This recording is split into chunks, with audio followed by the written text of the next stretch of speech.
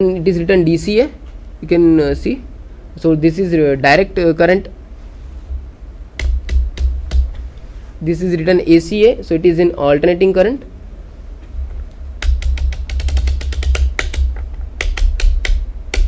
So it is written here, it is written as ohms, that symbols of ohm, that is you can measure resistance also with the help of this meter.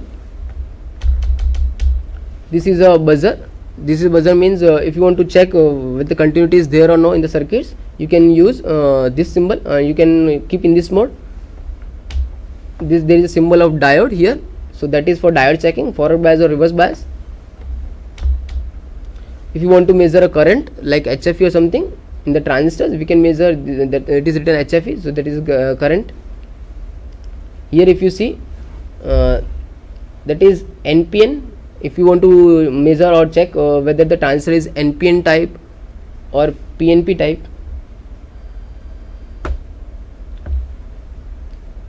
Okay.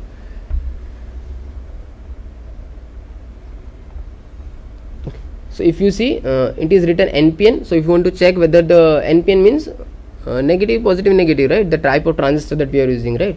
So if you want to check whether transistor is NPN or PNP, so we can check it again. In at the lower side it is written emitter, base, collector, emitter. So which lead is the base, which lead is collector, which lead is emitter, we can check it. And at the downside if you see, it is written volt ohms. So if you want to measure the voltage, we have to keep this so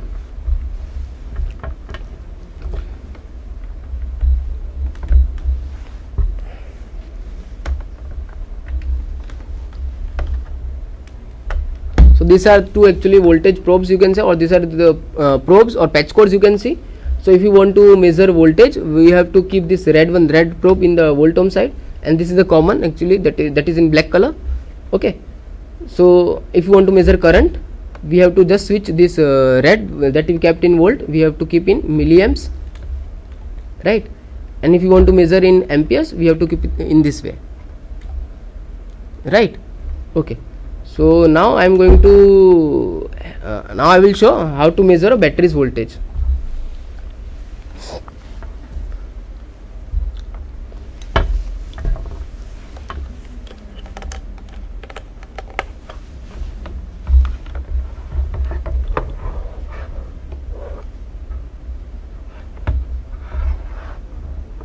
Okay, so we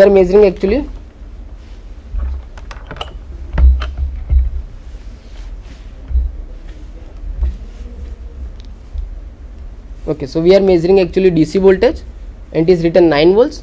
So what we will do is that red one, it is the positive one, and that black one is the negative one. And if you see in the battery, this one is the positive side and this one is the negative. So we will do is we will touch at the positive and we will touch this as the negative side. Before that we have to switch this multimeter in the voltage, DC voltage. So I am keeping, because it is written 9 volt, I am keeping this knob at 20 volts. So if you see the reading, it is showing to us as 9.36 volts. So it is written on the battery, it is 9 volts, but it is giving more than 9 volts, that is 9.34 volts. So this is how we have to measure. So be sure when you are using a battery, even it is written 9 volts, it is giving more than 9 volts, right. So we should decrease it by some means. We have to decrease it. You either some resistors or something, we can decrease it, right. Okay, so how to check whether our circuit is properly connected or no, how to check whether buzzer is working properly or no. What you have to do is simply we have to connect,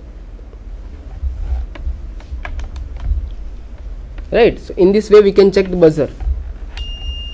Beep sound is coming, right. So for why we are doing this, if you want to see that the circuit is completed and our connection is there or no, we can do it by checking, by keeping in the buzzer mode, we can check it.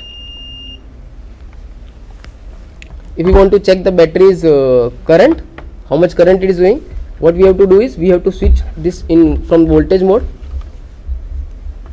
to current mode. I am keeping it in 10 amperes, and then same, one is positive and second is negative.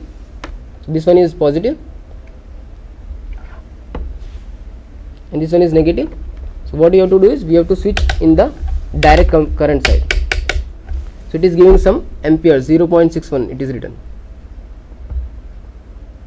right. So this is how we can measure a battery's voltage or current, right, and this instrument is quite helpful.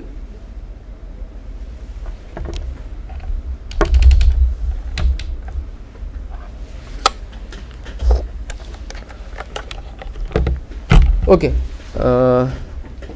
I will try to show one video of making like homemade battery, how to make a homemade battery from lemons actually, right.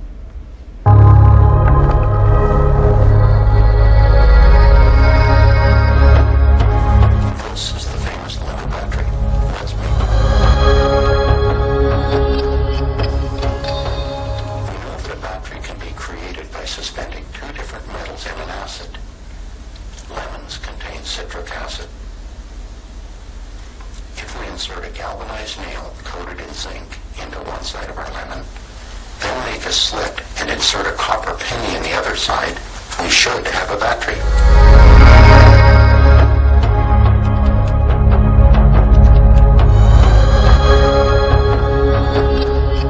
The voltmeter confirms that our two metals, zinc and copper, suspended in the lemon's citric acid, create a measurable voltage, in this case just over 1 volt. The red lead from the meter connects to the plus side of the battery, the black lead to the minus side. Reversing the leads, we see a minus sign on the meter, meaning I have the leads connected backwards. The copper penny is the plus terminal of this battery.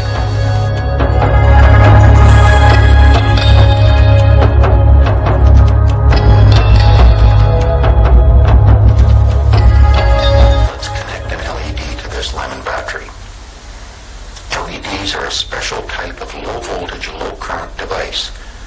They can easily be damaged by high current. The letters represent the 3 words, light emitting diode. The word diode alerts us to something special about LEDs. Unlike ordinary light bulbs, LEDs must be connected a certain way. One lead, or wire, connects to the plus side of the battery, the other to the minus side. A flat spot at the base indicates the minus lead. This lead is connected to the minus terminal of the battery. Electrons flow in on the minus lead and out on the plus lead. Connect an LED backwards and it will not work. I am using small jumper cables with alligator clips to connect the LED to our lemon battery. We know that the copper is the plus terminal of our battery and the zinc-coated nail is minus. Our LED is connected properly, but it is not glowing. We do not have enough current flowing to light this LED. Higher voltage will move more current through the LED. Let's increase the voltage by adding another lemon to our circuit. Connecting batteries in series adds the voltage from each battery. Remember to connect the plus from one battery to the minus of the other.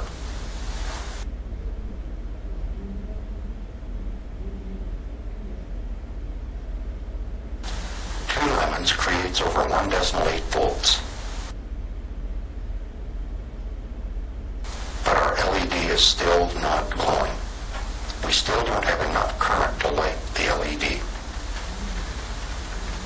Let's add 2 more lemons.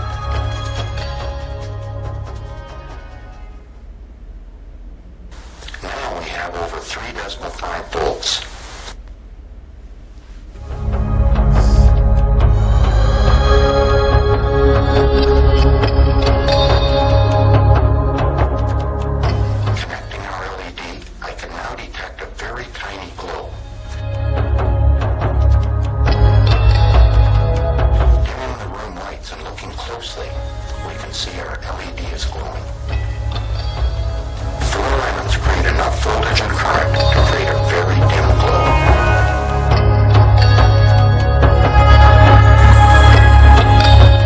LEDs are available in different colors and sizes. This is a clear, high-intensity LED. When connected to our lemon battery, a dim red glow is visible.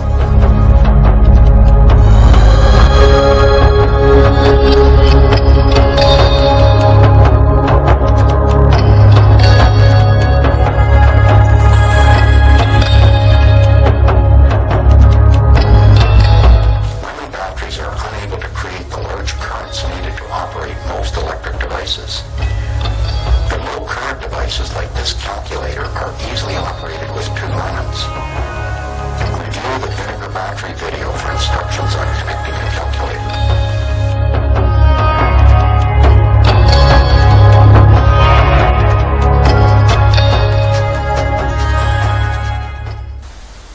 If you would like to connect large numbers of lemon batteries, you can actually cut the lemons into quarters or smaller, and each piece will work as a separate battery cell. When doing this, be careful when cutting and make sure that the area between each lemon piece is dry.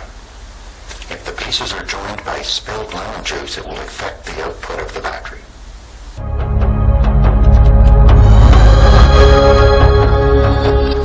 More information about lemon batteries can be found at our website, Road.